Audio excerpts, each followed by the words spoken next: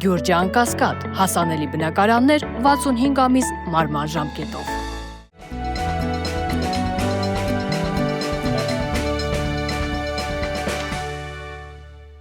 Բարև ձեզ, սիրելի հայրենակիցներ, կրկին շաբաթ է և կրկին խաչմերուկ հավելված հաղորդաշարը։ Այն կրկին վարում եմ Գևորգ Հարությունյանը, ողջույն Գևորգ։ Ողջույն Գրիգոր։ Այսօր անդրադառնանք մի թեմայի, որ կարծում եմ տևական ժամանակ է չի եղել մեր մամուլում և համենայն դեպս ես վերջին անգամ շատ երկար ժամանակ առաջ եմ լսել, որ մեր մամուլն անդրադառնա, ինչպես ասում են, Մերձավոր Արևելյան Մարգարիտին, խոսքը Լիբանանի մասին է։ Լիբանանը մեզ համար այսպես շատ կարևոր երկիր է, մեզ համար հարազատ երկիր է։ Լիբանանը մի երկիր է, որ տեղ տվեց մեր հայրենակիցներին, ովքեր 1915 թվականին ցեղասպանությունից հետո մազապուրծ նաև հյուրընկալվեցին Լիբանանում և Լիբանանը դարձավ իրենց համար երկրորդ հայրենիք։ Այսօր Լիբանանի շուրջ բավականին վատ իրադարձություններ են այսպես զարգանում և Լիբանանը անմասն չի մնում այն մեծ պատերազմին, որ մտել է Մերձավոր Արևելք։ Փորձենք հասկանալ ինչ է կատարվում Լիբանանում, փորձենք նախ մեր հեռուստադիտողներին ներկայացնել ինչ է իրենից ներկայացնում Լիբանանը, ինչպեսի երկիր է, մենք միշտ անում ենք։ Այո, մի փոքր պատմական ակնարկ անենք և հետո արդեն անցնենք ավելի մեր ժամանակից թեմաների քննարկմանը։ Այսինքն, երբ որ խոսում ենք Լիբանանի մասին, առաջնայինը պետք է նշենք, որ մոլորակի իրոք երիտասարդ պետություններից մեկն է, այն ձևավորվել է, հիմնադրվել է 43 թվականին։ Հիշեցնենք նաև մեր հեռուստադիտողներին, որ առաջին համաշխարհային պատերազմից հետո բաժանվեցին ենթամանդատային տարածքներ և Լիբանանի մանդատը, այսինքն պրոտեկտորատը, այսպես ասած, հասավ Ֆրանսիային 43 թվականին դա լրացավ, ստեղծվեց Լիբանան պետությունը մոտ 10,000 քառակուսի կիլոմետր տարածքի վրա, ինչով է նաև այն ունիկալ, լինելով արաբական աշխարհի մաս, այնտեղ ապրում են ոչ միայն ավանդաբար մուսուլման մահմեդական արաբներ, այլ նաև մոտ 40% քրիստոնյա արաբներ։ Մարոնիտները։ Եվ այդպիսի տպավորություն է, որ Լիբանանը ուսումնասիրելիս քո մոտ այդպիսի տպավորություն է լինում, որ դու գործում ես եվրոպական երկրի հետ։ Չմոռանանք, որ 60-ականներին Բեյրութի մասին ասել են հետևյալը՝ Արևելքի Փարիզը։ Արևելքի Փարիզը իր ողջությամբ, ցոփ ու շվայտ կյանքով, այո, բանկային համակարգ, իր քաղաքակրթությամբ ամեն ինչով նա միանշանակ առանձնացել է մնացած արաբական երկրներից։ Բնականաբար առանձնացել է եւ լավ երկիր լինելով եւ նաեւ լավ պայմաններ ունենալով այդ առումով եւս գրավիչ է դարձել մեր հայրենակիցների համար եւ այսօր այնտեղ ինչպես տեղի արաբներն են նշում, հայը դա բրենդ է եւ հայ լինելը այնտեղ բավականին այսպես պատվարժան է եւ հայերը այնտեղ մեծ հարգանք են մշտապես ներգրաված են եղել այդ պետության ամենատարբեր ոլորտներում։ Այո, ընդհանուր միջև պետական կառավարման համակարգ, խորհրդարան, այսինքն հայ համայնքն այնտեղ բավականին այսպես պատվելի վիճակում է գտնվում, ինչպես նույն Իրանում։ Ինչպես նույն Իրանում, այո։ Բացի այդ, մենք այնտեղ ունենք Կիլիկիո հայոց թեմը, այսինքն եւ Անտիլասը մեր համար կարևոր տեղ է, հետեւաբար այսպես Լիբանանը նաև դրանով է դառնում մեր համար հետաքրքիր եւ այսպես ուսումնասիրության համար արժանի պետություն։ Եվ եթե չեմ սխալվում, նույնիսկ խորհրդային միության տարիներին, երբ բնականաբար միջազգային ավիաթռիչքները Մոսկվայից էին, Երևան-Բեյրութ չվերթ կարծես թե եղել է, չէ՞։ Կար։ Երևան-Բեյրութ կար եւ եթե չեմ սխալվում, անգամ Պաղեստինի ազատագրության բանակի հրամանատարը Յասեր Արաֆատը հենց այդ թռիչքով կարծեմ ժամանեց Հայաստան եւ այսպես շատ մեծ ընդունելության արժանացավ։ Ավանդաբար արաբական աշխարհի հետ մեր հարաբերությունները լավ է եղել միշտ։ Արևելքի ժողովուրդ, տարածաշրջանի հարևաններ, հազարամյակներով, այո, եւ Լիբանանը այստեղ առանձնահատուկ է։ Բայց Լիբանանը 1975 թվականին շատ լուրջ փորձության ենթարկվեց իդեմս քաղաքացիական պատերազմի, ինչը վերջ դրեց այդ իր բնականոն նորմալ կյանքի ռիթմին։ Այո, վերջ դրեց բնականոն նորմալ կյանքին, ինչպես ասում են, ուրեմն ինչ որ մեկին պետք էր, որ Լիբանանում սկսվի քաղաքացիական պատերազմ, քանզի ոչ միշտ է հաճելի տեսնել բարգավաճ երկիր, ծաղկող երկիր եւ անընդհատ փորձում են այդ երկրի նկատմամբ տարբեր ուժեր հսկողություն սահմանել։ Եվ այն էլ այդպիսի հեռացող տարածաշրջան։ Այո, այնպիսի հեռացող տարածաշրջանում, ինչպիսին է Մերձավոր Արևելքը։ Բայց ինչն է հետաքրքիր։ Ներկայումս բավականին կտրուկ լարվել են Լիբանան-Իրան հարաբերությունները եւ Իրանին անընդհատ մեղադրում են Լիբանանի ներքին գործերին միջամտելու մեջ եւ անգամ ընդամենը օրեր առաջ Լիբանանի նախագահ Ժոզեֆ Աունը ըստ էության քայլ ձեռնարկեց, որը կարծում եմ բավականին ծանր է նստելու Լիբանանի վրա, հատկապես այս շրջանում։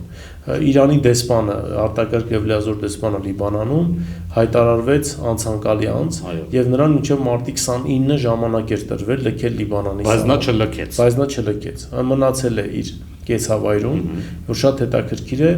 Հեզբոլան այնտեղից, ինչպես ասում են, դուրս հանելով լիբանանյան բանակի ստորաբաժանումներին, որոնք հսկում են դեսպանատան տարածքը, ինքն է ողջ թաղամասը դեսպանատան վերցրել իր հսկողության տակ։ Այսինքն մենք գործ ունենք այսպես կազուս բեյլիի հետ, եւ հայտնի չէ թե այս ամեն ինչի ինչով է ավարտվելու։ Քանզի լիբանանյան բանակը այսօր չունի այդ ներուժը, որպեսզի ստիպի Հեզբոլահին որպեսզի նա էլ ստիպի դեսպանին լքել տարածքը, եւ երկրորդը ինչ է շահում Ժոզեֆ Աունը թշնամանալով Իրանի հետ, քանզի սա իրականում թշնամական քայլ է Իրանի նկատմամբ։ Այո, այս պայծրությամբ դիվանագիտական հարաբերությունները դե յուրե կան այդ երկու պետությունների միջև, բայց կարելի ասել դե ֆակտո չկան։ Ես մի հանգամանքի վրա եմ ցանկանում ուշադրություն դարձնել։ Իրանը ամեն դեպքում այսօր միակ երկիրն է, միգուցե սա տարօրինակ կհնչի մեր հեռուստադիտողների համար, բայց միակ երկիրն է, որ ապահովում է Լիբանանի տարածքային ամբողջականությունը։ Քանզի գիտենք, որ Իսրայելն էլ հավակնություններ ունի Լիբանանի հարավի նկատմամբ։ Այո, եւ պետք է այստեղ նաեւ ավելացնել, որ 44 տարի է 82 թվականից սկսած, պարբերաբար Իսրայելը այնտեղ ռազմական օպերացիաներ է իրականացրել։ Ռազմական օպերացիաներ իրականացրել եւ Լիբանանի կառավարությունը կյանքը ցույց է տվել, որ ի վիճակի չի դիմագրավել Իսրայելին կամ չի ցանկանում։ Սա երկու տարբերակ կարող է լինել։ Երկու տարբերակ։ Քանզի գտնվելով բացահայտ է, որ Լիբանանյան կառավարությունը եւ իշխանությունները եւ Լիբանան պետությունը գտնվում են առաջին հերթին Միացյալ Նահանգների պրոտեկտորատի տակ եւ նրա այսպես հրահանգով են շարժվում։ Սա այսպես լավ նշան չի եւ սա չի խոսում պետության սուվերենության մասին, բայց ինչպես ասում են, ունենք այն ինչ ունենք։ Հիմա փորձենք հետ վերադառնալ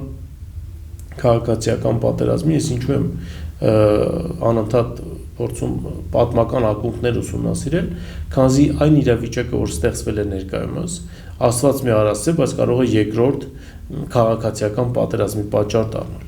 Քանզի քաղաքացիական պատերազմը ես հիշեցնեմ մեր հայրենակիցներին, որ քաղաքացիական պատերազմը ըստ էության առաջին հերթին կրոնական պատերազմ էր եւ անգամ Լիբանանի բանակներ բաժանվել մի քանի մասի, սունիներ, շիաներ, քրիստոնյաներ, հայեր առանձին, այդտեղ առանձին դրուզներն էին հանդես գալիս իբրև միավոր եւ ռազմական գործողությունների ավարտից հետո Լիբանանյան նոր սահմանադրության ընդունումը ըստ էության հիմնված է նույն կրոնական համերաշխության վրա։ Եվ այնտեղ չմոռանանք, որ որովհետև Լիբանանը թե բազմազգ է, թե բազմակրոն, այսպես թե բազմակրոն, այո։ Չմոռանանք, որ ներկայումս Լիբանանի սահմանադրության համաձայն նախագահը պետք է ընտրվի քրիստոնյա արաբներից, իսկն լինի մարոնիտ, ազգային ժողովի նախագահ պարտադիր պիտի լինի շիա, եւ վարչապետը պարտադիր պիտի լինի սուննի։ Հիմա շիան, իսկ Հեզբոլահը ներկայացնում է շիա երապետություն։ Այո, երապետություն։ Եթե հին ռոմեական տերմինաբանությունը հիշենք։ Շատ ճիշտ այսպես անալոգիա անցկացրեցիր, այո, երապետության հետ մենք գործ ունենք։ Եվ հիմա այդ երապետության թևերից մեկը ըստ էության պայքարում է մյուսի դեմ։ Այժմ սունիները այսպես հստակ դիրքորոշում չունեն այս հարցում եւ հստակ դիրքորոշում չեն հայտնել, բայց ակնհայտ է, որ կա ճգնաժամ արոնիտների եւ շիաների միջեւ։ Եվ սա հղի է շատ լուրջ հետևանքներով։ Քանզի եթե այս բալանսը խախտվում է ուժերի, իսկ Հեզբոլահը դա զուտ խմբավորում չէ, ինչպես փորձում են ներկայացնել արևմուտքում, հա։ Հեզբոլահը նաև այսպես գաղափարական եւ քաղաքական առումով շատ լուրջ ներկայացվածություն ունի պարլամենտում, ունի խմբակցություն, Գործը հասել է նրան, որ հաճախ Լիբանանը արդեն ասոցացվում է բարձր բուն իմաստով Հեզբոլայի հետ։ Ասոցացվում է Հեզբոլայի հետ, քանզի Հեզբոլան իրականում իրենից ուժ է ներկայացնում։ Եվ եթե ես չեմ սխալվում, Հեզբոլայի ուրեմն խմբակցության մեջ նաև կան ազգությամբ հայեր, կարծեմ հայերին 2 տեղ է տրված խորհրդարանում, եթե չեմ սխալվում, քանզի Հեզբոլայի եւ հայ համայնքի հարաբերությունները չափից ավելի ջերմ են եւ Հեզբոլան երբեք չի թաքցնում իր այսպես դրական վերաբերմունքը հայ համայնքին։ Այո, մենք որևէ դրվագ չենք կարդացել երբևէ, նույնիսկ որևէ դրվագ, որ լինի ինչ որևէ խնդիր Հեզբոլայի եւ հայերի միջեւ Լիբանանում։ Այո, եւ լավ, փորձենք հիմա հասկանալ Լիբանանի կառավարության գործունեության շարժառիթը եւ իշխանությունների։ Տես, մի կողմից կարող ենք նշել, որ Լիբանանի կառավարությունը իդեմս Հեզբոլայի տեսնում է միջոց, որով Իսրայելը միջամտում է իրենց ներքին գործերին եւ պետությունը ենթարկվում է հարձակման, լավ, բայց մենք չենք լսում նաեւ Լիբանանի կառավարության դիրքորոշումը, երբ ընդհանրապես նախորդին Իսրայելի պաշտպանության նախարար Իսրայել Կացը արեց սենսացիոն հայտարարություն, որը շատ նման է Արցախում տեղի ունեցած իրադարձությունների հետ։ Իսրայել Կացը նշեց, որ հարավային Լիբանանից դուրս եկած շուրջ 600,000 քաղաքացիներ, ովքեր դուրս են եկել տարածաշրջանից պատերազմի պատճառով, այլևս իրավունք չունեն վերադառնալու, այո, դա շատ սենսացիոն հայտարարություն է։ Այստեղ ինչ կապ ունի Հեզբոլահը։ Այսինքն Հեզբոլահի պատճառով է, որ այդ քաղաքացիներն այլևս չեն կարողանալու այդ վերադառնալ իրենց բնակավայր։ Իհարկե ոչ։ Լիբանանի Իսրայելի ցանկությունն է, այսինքն այդտեղ ստեղծել երկրորդ Գազա։ Եվ այս պարագայում անհասկանալի է Լիբանանի կառավարության դիրքորոշումը։ Լավ, Հեզբոլահը վատն է։ Հեզբոլահը, ինչպես դուք եք ասում, խանգարում է եւ այլն, բայց դուք ինչ եք անում այս իրավիճակը փրկելու համար։ Ոչ թողու բողը որ կա այսօր աշխարհում, այս բարդ գեոպոլիտիկ իրավիճակում, այլ Լիբանանը այն օրինակներից է ցավոք, որ անհասկանալի է թե ինչ է կատարվում։ Այսինքն գրեթե անշնորհակալ գործ է փորձել վերլուծել, թե ինչ դիրքորոշում ունեն տարբեր շերտեր, այսպես ասած, Լիբանանում։ Չասենք, որ Լիբանանը deep state է, հա, խորքային պետություն, ոչ, շատ ավելի հեռու է դրանից, բայց այն բազմաշերտ է իրականում։ Հիմա տես, իսրայելական օդուժը անարգել ռմբակոծում է Բեյրութը եւ անարգել հարվածներ է հասցնում Լիբանանի անգամ այն վայրերին, որտեղ Հեզբոլահը չկա։ Հիմա այստեղ առաջանում է հարց, իսկ պետությունը որպես մեկ միասնական օրգան իր պարտավորությունները մյուս քաղաքացիների անվտանգության ապահովման հետ կապված չպիտի կատարի։ Այսինքն Լիբանանի հակաօդային արտագաղթի, այո, այսինքն Լիբանանի հակաօդային պաշտպանության համակարգը ոչինչ չի ձեռնարկում Իսրայելի ավիահարվածները կանխելու համար, բայց այստեղ չգիտես ինչու մեղավոր է Իրանը եւ մեղավոր է Հեզբոլան։ Այո, գնում է պատերազմ եւ Հեզբոլան ըստ էության ցույց է տալիս, որ միակ ուժն է, որ այսօր պայքարում է նաև Լիբանանի տարածքային ամբողջականությունը պահպանելու համար։ Այլ բացատրություն սրան չկա եւ Լիբանանի նախագահի եւ կառավարության որոշումը Իրանի դեսպանին հայտարարել անցանկալի անց այնպիսի տպավորություն է ստեղծում, որ քայլերի հաջորդականությունը այստեղ շատ պարզ է։ Միայն նրա համար, որ այդ պետությունը աջակցում է, որպեսզի Լիբանանի տարածքային ամբողջականությունը չխաթարվի։ Մենք չենք լսել ոչ մի անգամ Իրանի կառավարության հայտարարություն Լիբանանի տարածքային ամբողջականությունը կասկածի տակ դնելու հետ կապված։ Երբեք նման բան չի եղել, ավելին, երբ Իրանում տեղի ունեցավ իսլամական հեղափոխություն 79 թվականին, առաջին օժանդակությունը, որ հատկացվեց արտերկրում գործող ուժերին, դա Պաղեստինի ազատագրության բանակն էր, եւ Յասեր Արաֆատը անձամբ այաթոլլահից նվեր ստացավ որոշակի գումար իրենց կենսագործունեությունն ապահովելու համար։ Այսինքն եւ Գազայի ժողովրդի, Պաղեստինի ժողովրդի ազգային ազատագրական պայքարը, որի մի հատվածը հանդիսանում են նաեւ Լիբանանում տեղակայված ուժերը, ըստ էության միշտ էլ այս ամենը աջակցություն է ստացել Իրանի կողմից, դա նորություն չէ։ Եվ ինչու է հիմա Իրանի դեսպանը հայտնվում նման իրավիճակում, եթե սա արտաքին հրահանգ չէ Ժոզեֆ Աունին։ Միջայլոց Ժոզեֆ Աունը սպառնում է կրկնել իր ազգակցի Միշել Աունի ճակատագիրը, երբ ուղղակի նա հեռացվեց իշխանությունից քաղաքացիական պատերազմից հետո եւ այսպես բավականին անհասկանալի իրավիճակ էր ստեղծվել նույն Լիբանանում։ Այսինքն մի կողմից փորձում ենք հասկանալ Լիբանանի կառավարության քաղաքականության շարժառիթը, մյուս կողմից հասկանալի է նաև, որ այս ամենը չի բխում բուն Լիբանանի շահերից։ Դե ամեն ասում ենք, կրկնում ենք ակնհայտ փաստ է դեսպանի հետ կապված։ Մենք ունենք այնտեղ Անտիլաս, մենք ունենք այնտեղ հայկական համայնք։ Հիմա հայ համայնքը այնտեղ գտնվում է վտանգի տակ, քանզի իսրայելական հարվածները տարբեր հատվածներում վտանգում են նաև հայ համայնքի կյանքը։ Եվ մենք այստեղ կարծում եմ որոշակի առումով մենք ակտիվություն ցուցաբերելու բարոյական իրավունք ունենք Լիբանանի հետ կապված, բացի այդ, Լիբանանում գտնվում է նաև հայ խաղապահ զորակունդը, որ փոխարինեց թուրքականին։ Եվ նախորդին օրինակ ՄԱԿ-ի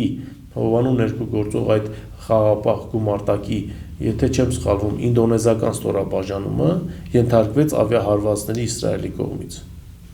Մյուս անգամ դա կարող է լինել հայկական զորախումբը։ Օրինակ, եւ ինչ մենք պետք իսկ միգուցե մենք հնարավորություն ունենք, ինչ ես կարծում, մեր հեղինակությունն օգտագործել Լիբանանում, փորձելով Իրանի եւ Լիբանանի, այսպես կառավարությունների միջև կապող դառնալ կամ կամուրջ, իրավիճակը փոքրիչ, այսպես լարվածությունը թույլատնելու եւ փորձելու գոնե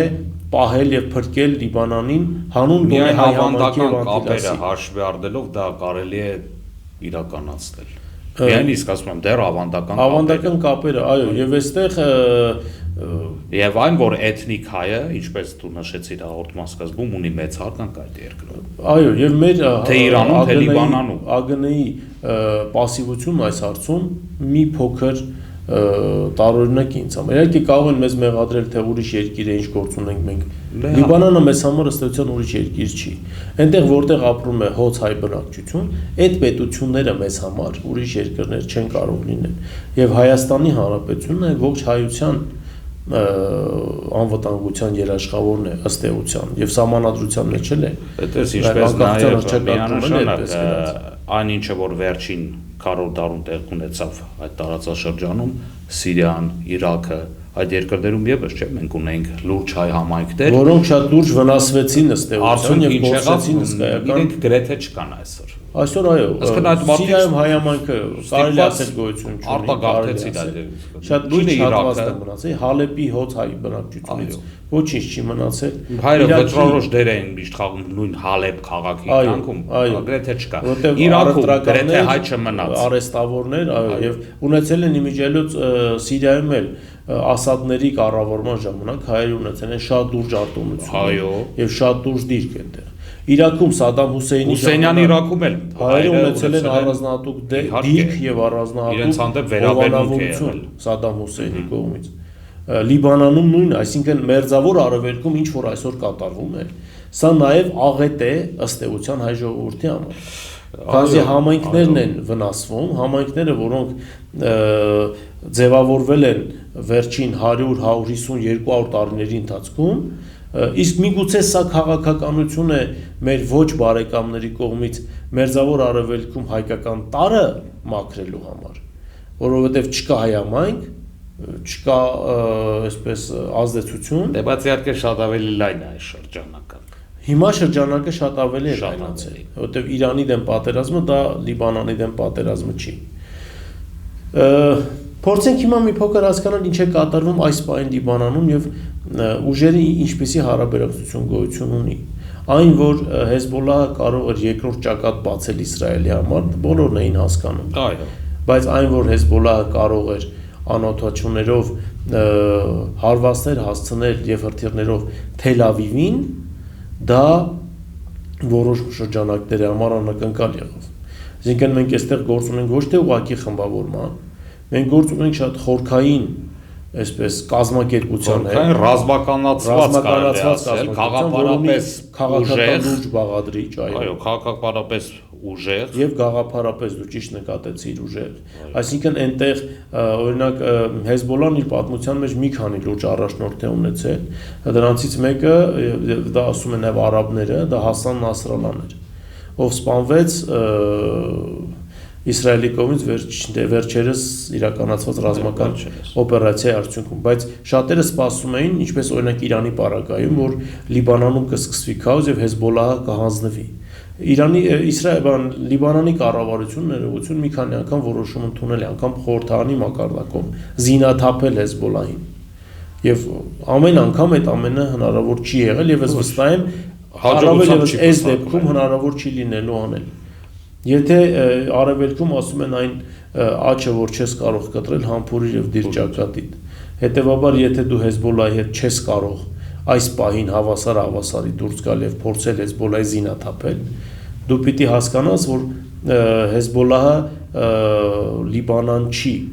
ամբողջական առումով եւ Լիբանանի տարածքային ամբողջականությունը եւ ի վերջո հասկանալ այս մարդկանց մոտիվացիան։ Հեզբոլլահը քայլ չի անում Լիբանանի տարածքային ամբողջականության դեմ։ Հետևաբար այս պահին դու ինչ հարաբերություններ ես որ ունես Հեզբոլլահի հետ,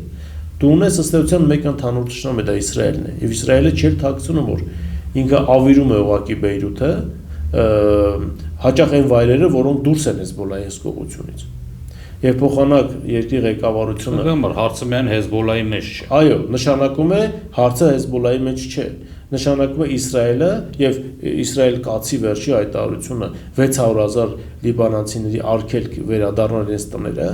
նշանակում է, որ Իսրայելը իր համար խնդիր է դրել առնվազն կամ վերացնել Լիբանան պետությունը որպես այդպեսին, կամ դարձնել խամաճիկային պետություն, պրոքսի, այո, որ երբեք ոչ մի պարագայում չկարողանա խնդիրներ ստեղծել իր համար տարածաշրջանում։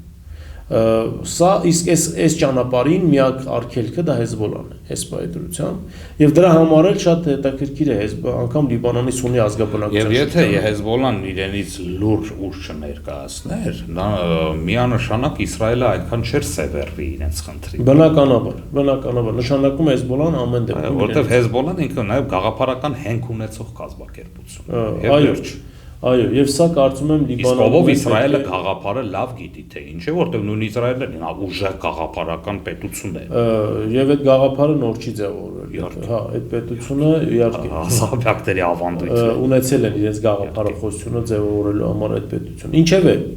մեր ժամանակը շատ արագ է անցնում, ես կարծում եմ մենք եւս մեկ անգամ հնարավորություն կունենանք անդրադառնալ Լիբանանին, հատկապես թե ինչ արագությամբ են այնտեղ զարգանալու։ Մենք այնտեղ ունենք հոս հայկական բնակչություն, մենք այնտեղ ունենք Անտիլաս,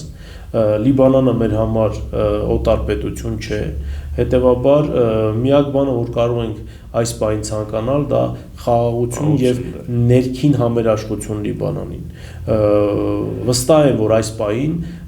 Ժոզեֆ Աունի կողմից միակ ճիշտ որոշումը կլինի չեղյալ հայտարարել Իրանի դեսպանի արտաքսման մասին որոշումը եւ գնալ Թեհրանի հետ հարաբերությունների կարգավորման, քանզի դրանից կախված է Լիբանան պետության ապագան։ Եվ այո, եւ ցականը որ կրկին Լիբանանի մասին խոսելիս աշխարհում մարդիկ հիշեն հին այդ արտահայտությունը արևելքի Փարիզ։ Շնորհակալություն։ Որովհետև դա հրաշալի օրինակ է այդ պետությունը, ինչպես տարբեր ազգեր եւ կրոններ այդ փոքր կենսատարածքում մերձավոր արևելքի պայմաններում կարող են համերաշխապրել։ Համաձայն եմ։ Շնորհակալություն։ Ես եմ շնորհակալ եթերը միասին անցկացնելու համար։ Սիրելի հայրենակիցներ, այս թեման էինք այսօր պատրաստել։ Լիբանանը նորից կրկնվեմ մեզ համար կարևոր պետություն է եւ այնտեղ ապրող հոց-հայ բնակչությունը, Անտիլասի առկայությունը պարտադրում է մեզ անդրադառնալ այս թեմային եւ պարտադրում է մեզ ուշադրություն սևեռել, ինչպես Գևորգն ասեց, Մերձավոր Արևելյան Փարիզի եւ առհասարակ Լիբանան պետության վրա։ Ցանկանանք Լիբանանի ներքին համերաշխություն, խաղաղություն, ցանկանանք խոհեմություն, որպեսզի քաղաքական այսպես ամբիցիաները հարվածի տակ չդնեն Լիբանան պետության գոյությանը։ Մենք այնտեղ ունենք խաղաղապահ զորագունդ եւ մեր տղաներին էլ ցանկանանք բարի ծառայություն եւ անփորձանք ծառայություն ու վերադարձ հայրենիք։ Այս թեման էր այսօր, որ ցանկացանք ներկայացնել ձեզ, չմոռանաք բաժանորդագրվել մեր YouTube ալիքին, ինչպես նաև շնորհակալ ենք այն նվիրատվության համար, որ արվում է ձեր կողմից մեր ալիքի աշխատանքն անխափան ապահովելու համար։ Այսօր այսքանն է, շնորհակալություն, կհանդիպենք հաջորդ շաբաթ։